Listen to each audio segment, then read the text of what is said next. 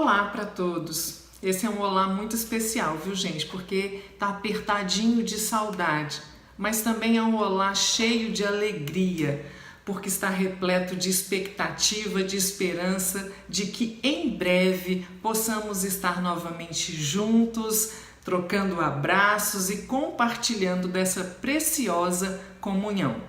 Vamos prosseguir então em nossa reflexão na carta de Paulo aos Gálatas, como temos feito, e hoje chegamos especificamente a um texto que também é um texto muito interessante, do capítulo 3, versículos 15 até 25. A gente já sabe pelos estudos anteriores que o evangelho ele corre perigo ali na Galácia, porque está em andamento o abandono do evangelho da graça. O objetivo do escrito, então, de Paulo é exatamente de influenciar os Gálatas para retornarem à fidelidade ao Evangelho que foi por ele pregado e por eles recebido. Haviam ali alguns opositores do Evangelho da Graça que pressionavam para que os Gálatas fizessem a circuncisão e de algum modo para que eles abraçassem a lei mosaica. É possível até mesmo que esses opositores proclamassem uma espécie de manifesto teológico declarando que o homem só é justificado perante Deus se observar a lei de Moisés. Mas para Paulo o que estava em jogo era o desvirtuamento do Evangelho de Cristo nessa perspectiva. E ele vai deixar muito claro, vai enfatizar que eles não devem se iludir, os Gálatas, porque a escolha não se dá entre duas possíveis formas de evangelho. Paulo vai enfatizar que outro evangelho, na verdade, é um não evangelho, porque evangelho, de fato, há um só e é o que Paulo lhes havia já anunciado. O apóstolo, então, ele quer salvá-los da queda no legalismo judaico, ou seja, ele quer salvar os Gálatas de cair na autossuficiência que invalida a graça de Deus. Fica muito claro que a fé cristã ela denuncia a autossuficiência de praticantes das obras da lei, e a fé cristã também nos desafia a uma entrega, a entrega à lógica do amor voluntário, gratuito, que é, na verdade, o que caracteriza o projeto do Pai e a realização histórica de Cristo. Paulo se refere, desse modo, a todo o conjunto de normas, regras que comandava a vida dos judeus piedosos. Paulo vai dizer que tudo isso é totalmente incapaz de ser uma via para tornar o homem justo. Paulo tem em mira aqui a orgulhosa ostentação das próprias obras. Se achar bom o bastante para merecer pelo que faz. É isso que ele tem em mira. Essa tentativa de autoafirmação, o orgulho de quem se impõe então perante Deus e também acaba por desprezar os que não praticam a lei. Fica claro então que é injustificado retornar à submissão da lei. Porque retornar à lei demonstra que o homem se define em relação a ela, se considera justo, se observante, né? E assim considera-se justo, merecedor por suas próprias obras. E se considera transgressor se não a observa. E aí o apóstolo Paulo então se esforça para mostrar que a fé em Cristo ela constitui a única via histórica que é capaz de conduzir o homem à salvação. Para isso, Paulo recorre às Escrituras com o objetivo, então, claramente pastoral, que é o de recuperar os Gálatas para a verdade do Evangelho. Paulo ele vai explanar que, por meio de Cristo, nós somos libertos da escravidão da lei. Em última análise, da escravidão de nós mesmos. Então essa é a grande tese de Paulo. Por meio de Cristo, nós somos libertos da lei. Para Paulo, a tendência legalista dos Gálatas significa acabar por cair sob o domínio da carne. Na realidade, confiar na prática dos mandamentos é um ato que encerra, que fecha a pessoa na sua autossuficiência religiosa. E isso impede de que essa pessoa seja livre, né, seja liberta para um responsável diálogo com o Deus de Jesus Cristo e com a sua ação que é plenamente gratuita de salvação. O apóstolo então vai usar duas ilustrações para aquecer o coração dos Gálatas quanto a essa maravilhosa verdade do Evangelho da Graça. A primeira ilustração que Paulo vai usar é a do testamento. Ele vai usar essa ilustração para mostrar que a promessa é anterior à lei, dos versículos 15 a 18. Vamos lembrar um pouquinho antes aqui que no judaísmo, Abraão ele era visto como um protótipo do praticante da lei divina, que foi promulgada mais tarde no Sinai. Abraão também era visto como uma figura exemplar do homem justificado com base nas obras da lei. A fé de Abraão, então, tinha sido interpretada no judaísmo como um mérito adquirido. Eles citavam a prontidão de Abraão em sacrificar o seu filho Isaque e citavam também que Abraão trazia na sua carne o sinal da circuncisão. Desse modo, os filhos de Abraão só poderiam ser, então, os circuncisos e observantes dos mandamentos da lei de Moisés. Mas Paulo vai afirmar que é por meio de Jesus é que somos livres da escravidão da lei. O apóstolo desenvolve uma argumentação bíblica totalmente centrada em Abraão. É perceptível nessa argumentação a intenção de contrapor a lógica da gratuidade, do dom, que é própria da promessa, contrapor a lógica do mérito, própria do fazer, que é de fato o que caracteriza a dinâmica da lei. Então, para falar do caso de Abraão, Paulo recorre a um argumento tirado do campo do direito, que é a primeira ilustração que ele faz. E ele diz assim: Deus firmou um testamento de modo legítimo. Um testamento ele não pode ser depois anulado ou completado, né? O testamento ou aliança de Deus, no qual estão contidas as promessas feitas a Abraão e ao seu descendente, não pode ser, portanto, anulado pela lei. Por quê? Porque a lei veio depois das promessas. O apóstolo vai deixar isso muito claro. Para Paulo, o importante agora é explicar, assim, quem é o destinatário das promessas. Em particular, as promessas foram feitas à semente de Abraão, a saber, a Cristo, explica o apóstolo. Em seguida, o apóstolo Paulo demonstra que nada pode ser alterado ou revogado na vontade de Deus. Não a pode anular a lei do Sinai, que foi dada 4 séculos depois. Então, os bens divinos, eles são herdados não graças à lei, mas em virtude da promessa, em virtude da graça, reitera o apóstolo. Em Cristo, nós somos herdeiros de uma promessa que foi feita diretamente a Abraão e não através da lei de Moisés. Bom, nesse ponto, gente, é inevitável que se ponha o problema, a questão do porquê da lei de Moisés. E Paulo vai enfrentar essa questão com grande maestria a partir do versículo 19. E ele vai usar para isso uma segunda ilustração.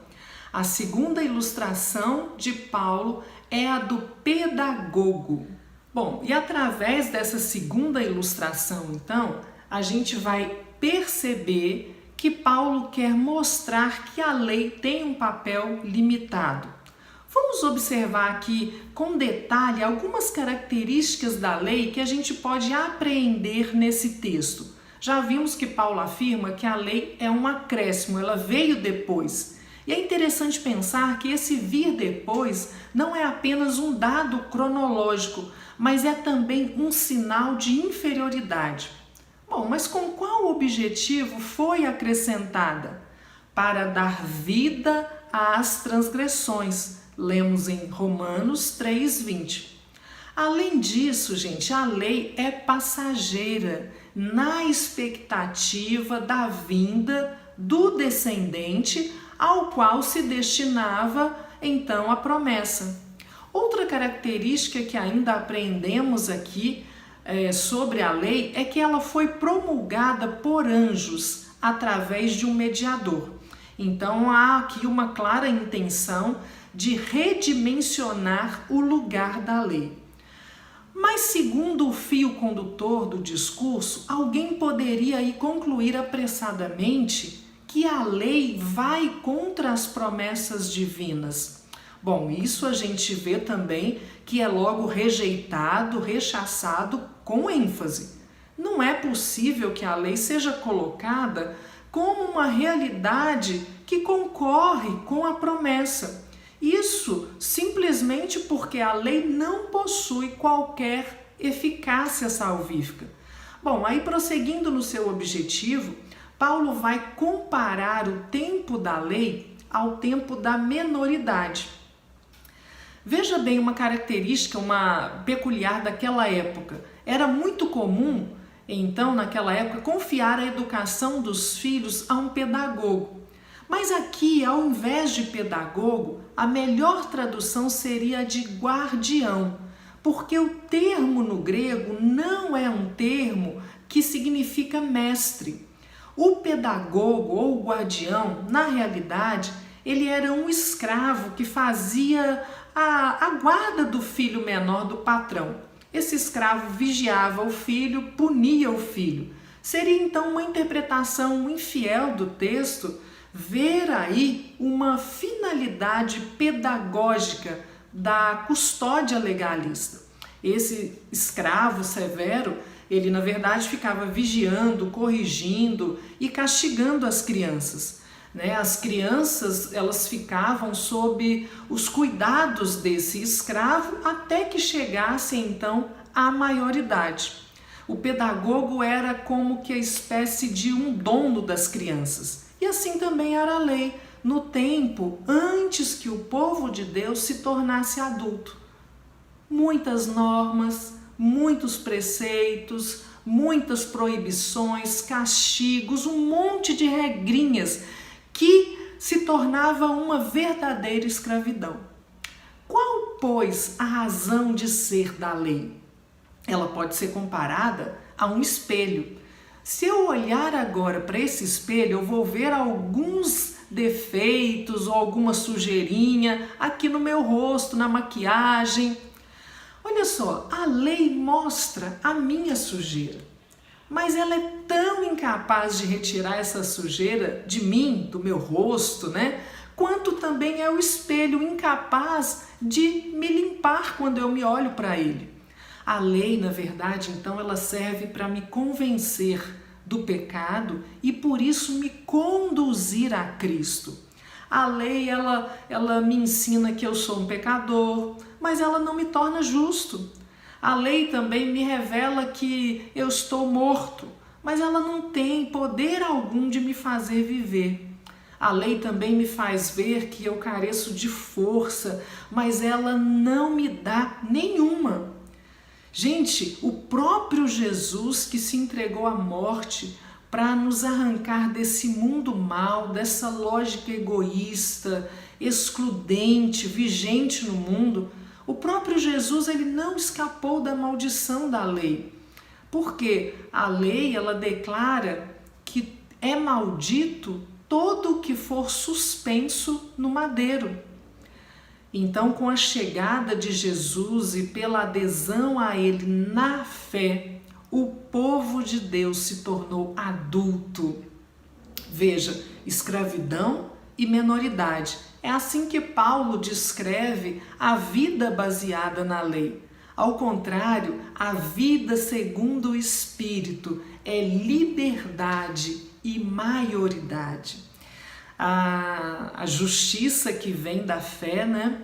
Ela parte da constatação de que ninguém pode por conta e mérito próprios obter a justiça, o merecimento, o favor de Deus. Não há então mais diferença entre quem fez a circuncisão e quem não fez. E é daí que Paulo vai afirmar que não há mais diferenças entre as pessoas. Somos todos iguais, no sentido de que todos temos falhas, pecados, sujeira, todos precisamos da graça. É só pela graça que podemos ser acolhidos em Deus por meio de Jesus. E aí a gente vê que repete-se então aquela conclusão que lá no versículo 7 parecia ainda um pouco apressada. Paulo vai dizer que os que creem é que são filhos de Abraão, com o recurso do papel mediador de Jesus Cristo. Assim, a mensagem de Paulo, ela foi atacada pelos falsos irmãos, como nós vimos, né? Pelos judeus cristãos que lutavam por uma restauração de viés legalista judaico ali no interior do cristianismo primitivo. Mas eles não tiveram êxito, porque triunfou a verdade do evangelho da graça. Qual verdade? A verdade da graça de Deus, a verdade de que somos chamados para sermos livres. Livres de quê e para quê? Livres da justiça própria, da lógica meritocrática, da troca, da barganha, da autossuficiência humana. Livres para vivenciarmos a lógica da graça. Qual é essa lógica? É a da gratuidade, da generosidade, desse amor incondicional. Deus não nos ama porque somos merecedores ou porque podemos fazer de alguma maneira algo para conquistar esse amor, essa acolhida divina, mas Ele nos ama simplesmente porque escolheu nos amar. Jesus se entrega, se doa por graça e assim nos ensina a lógica do reino de Deus. Por isso Paulo diz que ele morreu para nos arrancar desse mundo mau, dessa lógica má. Somos livres para amar o outro, sob essa mesma lógica na qual somos amados e acolhidos por Deus. Essa é a promessa e é pela fé. E isso nos tira, nossa, que alívio, um peso dos ombros e nos faz caminhar proclamando o Evangelho da graça, nos ensina a acolher o diferente, acolher sem distinção ou exclusão meritocrática. Paulo diz: irmãos, vocês foram chamados para serem livres. Vocês foram chamados para serem livres. Que amor maravilhoso é esse? A gente vê que é difícil ser inundado, entrar nessa lógica da graça, porque ela nos constrange. É um amor tão grande, tão grande. E eu me lembro aqui agora de como a gente fica juntos, né? Ficamos cantando Maravilhoso Amor. Você pode cantar comigo? Maravilhoso amor, é o amor de Deus por nós, que nos olha como santos, nos aceita como somos, eterno e sem fim. Maravilhoso amor, maravilhoso, maravilhoso, maravilhoso amor, maravilhoso amor. Que esse maravilhoso amor inunde a sua vida, a sua casa, o seu coração nesse dia e que tenhamos todos uma semana abençoada. Que a graça esteja com você. Um grande beijo.